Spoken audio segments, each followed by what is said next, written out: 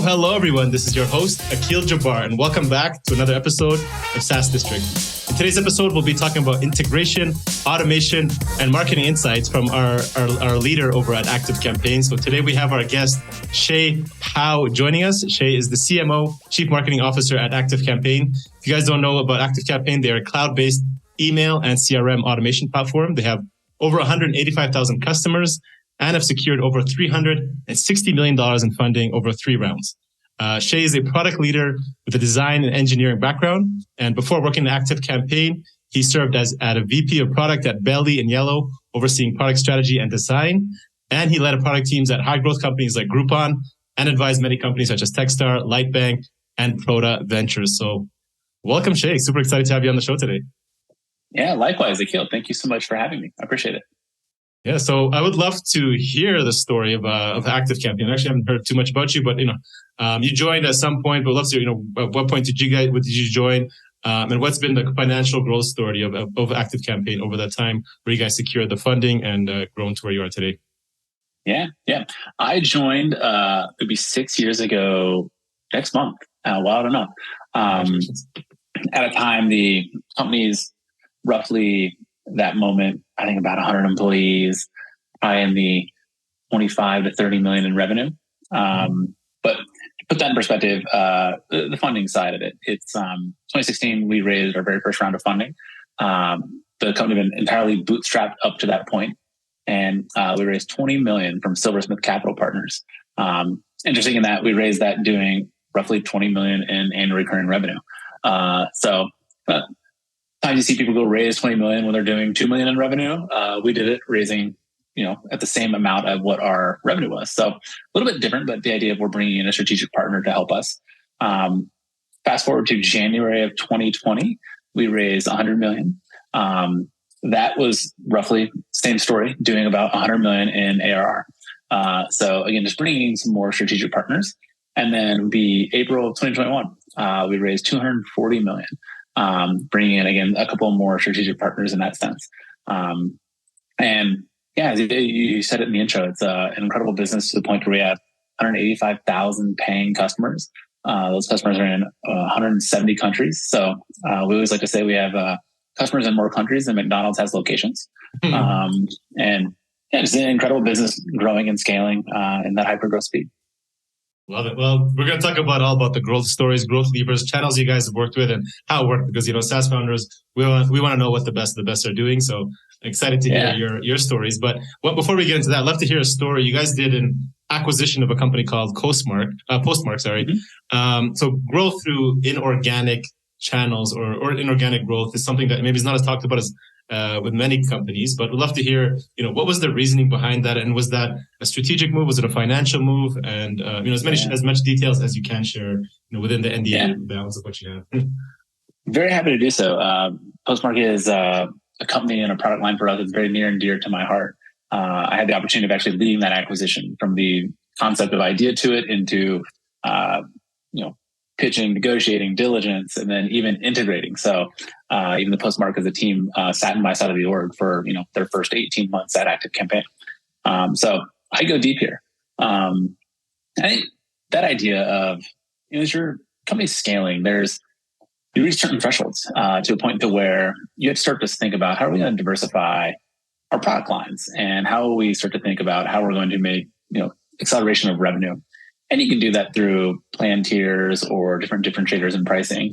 But inevitably, you're going to start to think about how do you become more of a multi-product business, right? Like at scale, how do you start to sell different things, as well as add-ons or extensions of existing accounts? So we thought of Postmark in that scenario, and it kind of happened organically, honestly. Basically, in 2021, if you went and talked to some of our sales team and asked them, hey, what's one of the major reasons you lose a deal or an opportunity?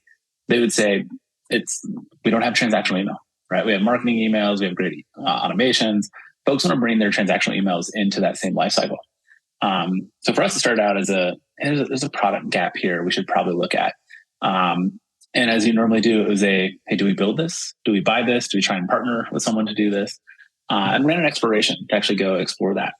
I had previously used Postmark at a different business, and I just absolutely loved the product. And it was, as it was, the kind of only freestanding transactional email product that hadn't been acquired or basically under the umbrella of a public company. And was open to either, hey, would we partner with them? Could we acquire them? What would that look like? So just reached out to the team and started a conversation with them around, hey, how would this work? And over the course of a couple of months, we all agreed, hey, acquisition is probably one of the better ways to go. And in a sense, there's a gap on the ActiveCampaign side we wanted to address, but we were solving a lot on the Postmark side too, where a lot of their customers were asking for, hey, how do we get kind of a what you see is what you get editor for emails, right? All the emails they have, you got to design or code by hand. You have to trigger the sending of them through an API. So hey, how do we get an editor in here? And then also, can we trigger these emails through an integration or through some event that happens in a different platform in a no-code type of solution? So there's a lot of harmony between the two businesses. So we completed the acquisition last year, integrated Postmark directly and natively into ActiveCampaign, right? So now in an automation, you can set that up to send transactional email. So not only can you use our editor and designer, you can trigger it through any of the other triggers for an automation. And we've also been able to offer Postmark some things that they hadn't had in the past. They never had a sales team, right? So the ability to actually have a sales team step in and help sell that. And, you have 185,000 customers at ActiveCampaign to cross-sell into even, right? So a pretty good pool and base to play with. So one where, the Postmark growth rate is accelerating. It's been, I'd say, good for all parties involved and just accelerating a bit of that growth. So. Nice. And that makes sense. I mean, were they an integration of your platform before that, or this was later on, as you found? Oh, interesting. Yeah, no, it was interesting. It was that kind of conversation started. I was like, could this be an integration? What would that look like? And we have a lot of different ways you could build integrations into ActiveCampaign, and we thought, that's actually, that would be pretty easy and well means to do. But there are some features and capabilities in ActiveCampaign that if it was more natively embedded, right? So not just like an integration onto the side of it, but natively available in it, more could be possible. So that's kind of where the acquisition conversation took tone. So you guys had you guys raised over 100+ million a couple of years ago. If you can share, are you able to share what the size of that valuation or transaction was? Yeah. So at that time, we shared basically the valuation at that time. It was north of $3 billion on revenue that was surpassing 165 million. All that was back in 2021. So I can say it's grown and continued to grow significantly from that. Okay. And then the transaction with Postmark, what was the size of that? Or can you share that? That we've not shared. Yeah. Yeah, you can share it. Okay, I figured, but thought I'd ask. Cool. No worries. And then, so when it comes to integrations, because that's an interesting piece I want to talk about. I mean, I've seen other companies, Amazon, a lot of the bigger players, when they do acquisitions, they look at their integrations and then they use that as their guide, right? So we have this email marketing platform connected with us. It's driving a lot of traffic. It's making noise, right? They let the noise kind of decide that decision. So I'm kind of curious, what's your, I would like to describe your internal approach to identifying what integrations work best. You listen to your customers and you're like, hey, this is what we need. And then you see it, really taking off and people really using that integration. Yeah. It's kind of two ways to look at it. And Postmark was beautiful in that it hit a lot of these numbers. One of the ways we looked at it, you said it, right? It's like, hey, what are our customers saying? What are they trying to connect with? And so we just simply sit back and listen to what is the demand for integrations into the platform.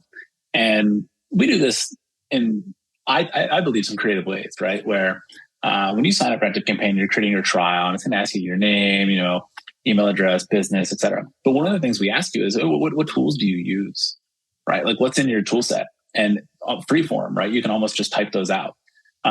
We look at that log and see what's registering there, right? Vice versa, we'll look at call recordings, right? So we use Gong to record a lot of our calls we have with customers, and we look for when the customer is speaking about an integration. We'll do some keyword searches against that to build out just a number of mentions and references. And then even in the at marketplace we have, right, where you can see the list of our integrations, you can search. We just look at the searches to say, hey, what is someone actually searching for that maybe we don't have or they can't seem to find? So we'll listen just very directly from customers. And then we'll even take some of our customer data and enrich it, right? We use a tool like Built With to say, hey, what are the other tools they're using right? To understand where they might want an integration. So what's just demand? And that's honestly that conversation turns more into kind of a retention side of, if you can get them to integrate their tools, they'll probably stay with you longer because they're starting to do more in the business across them. Mm-hmm. The other side we look at is probably more opportunistic. And that is this idea of, hey, right before someone signs up for ActiveCampaign, what are they doing? What tool are they using? Where are they coming from? And for us, right, it's marketing automation, email marketing. Generally speaking, before someone gets to us, they've built a website, right? So they're, all right, I'm using a Squarespace or a Wix or WordPress. So the idea of, hey, if we build integrations into those, we could activate ourselves in their ecosystems to say, hey, you're starting to capture some of your customers or opportunities, just contact information. What are you going to do with it? Do you want to build some automation around that? Do you want to talk to them? So we look at website platforms, e-commerce platforms in the same line of that, right? People signing up for WooCommerce, Shopify, BigCommerce, what have you. And then even alternative ways where maybe someone's using a spreadsheet, right? And it's a Google Sheets integration we should be looking at, or maybe they're doing something where they're running some ads in Facebook or Google, right? Or LinkedIn. We want to, hey, what are you going to do with the contact information you get from that? So finding ways to funnel them into ActiveCampaign and ways where we believe we could grow new business off of an integration versus just the retention piece. And it's beautiful when you can get both of those to come together, but we look at them both ways based off customer demand, where we might see the retention side, but as well as what's upstream from us that we have opportunity to kind of go build new business off of. Nice. Is that kind of the shift and move that you guys keep moving upstream? The focus? We're always playing with it, honestly. Like there's just some baseline of integrations our customers are going to want and expect.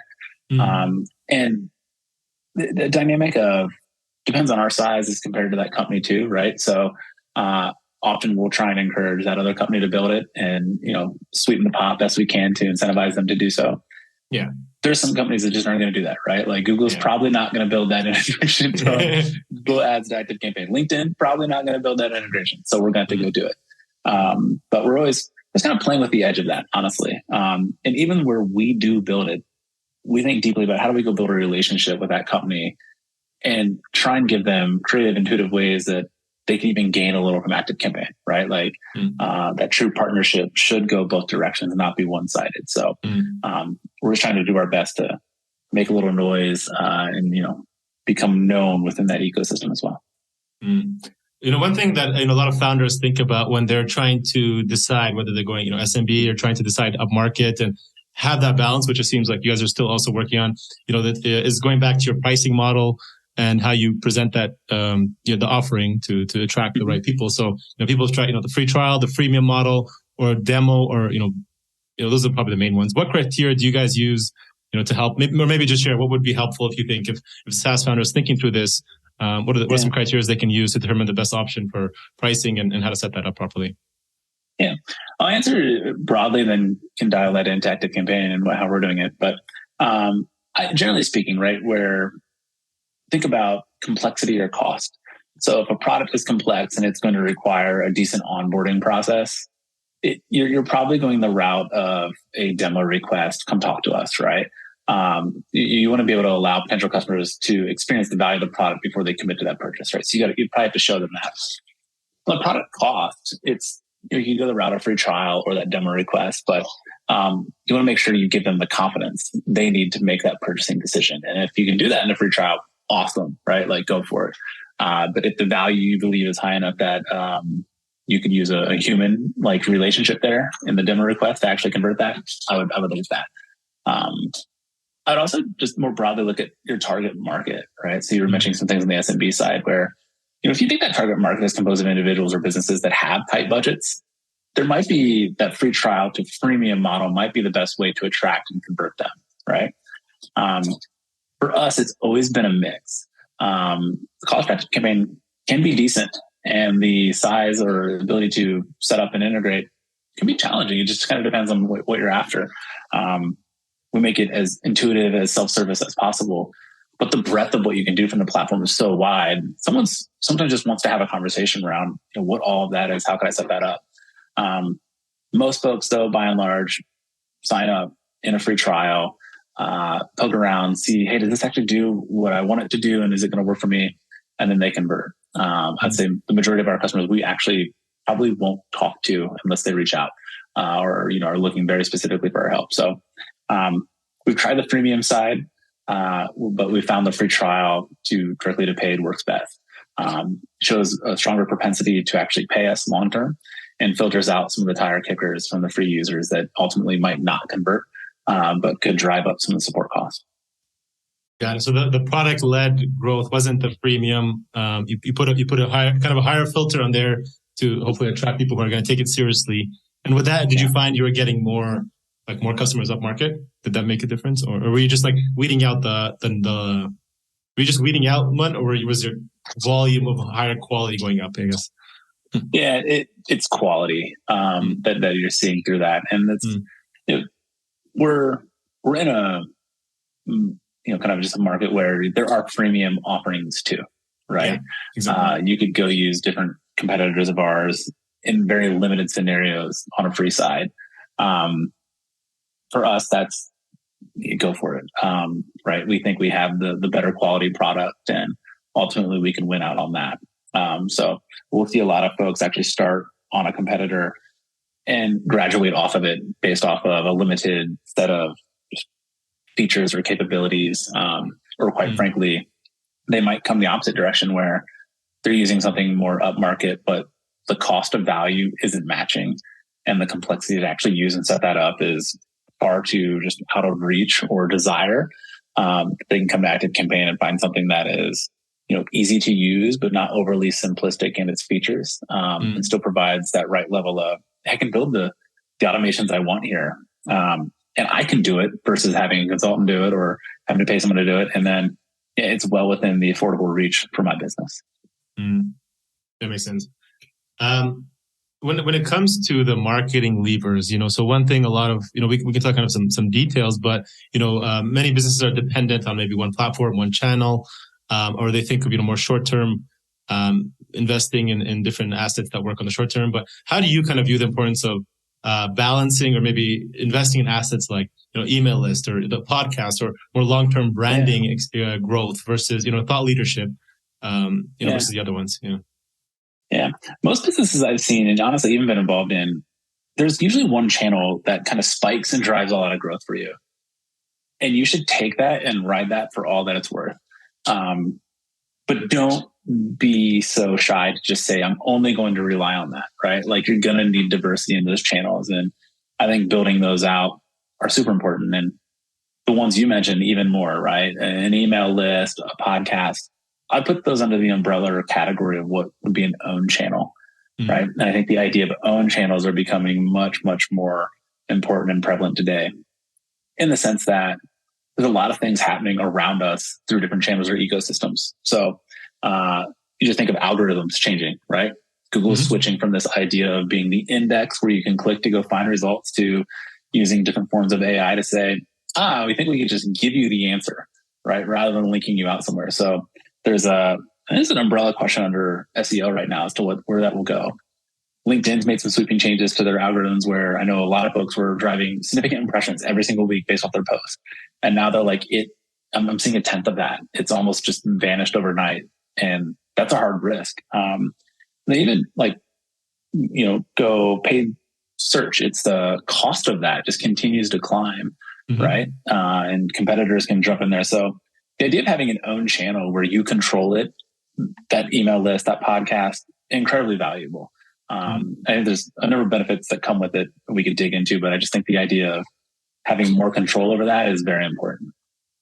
Yeah, people don't understand, right? Like, big companies change one line of code and they can tank your business overnight. And that's happened to me several times. So Google ads, I've had businesses, websites would depend on Google. Same thing, algorithm change, boom, you wiped out. Amazon affiliate programs with, when I have Amazon sites, Facebook ads, like you mentioned, with their iPhone update, I think that was a huge one that wiped out a lot of, I've heard TikTok, they're banning people for certain content. So then people are losing their business. So I mean, it's tough, right? When you're so dependent on one platform, and big guys, like, you're dependent, right? Yeah. Even the tides of platforms change too, right? Like the amount of people that were on Twitter that are now just migrating in different ways. like you have to follow your target audience, right? And stay with them. So just staying tuned to where that's going is important. What has worked best for you guys? I guess what's been the biggest levers for 2023? And then where would you say you guys are mostly doubling down on your marketing budget for 2024? Yeah. This is the hardest thing in marketing, I believe. Yeah, for sure. It's also what excites me in that it's our job to continually play with what is that emerging channel or emerging scenario where we can go activate ourselves, market ourselves, and get an adverse advantage as compared to the competition. So own channels is something we've been digging a lot deeper into. Areas where we can connect with our audience and build relationships with them. We're thinking about how to do that in more valuable ways than just purely promotional. So how do we give them true thought leadership that is applicable, approachable, actually directive into their business?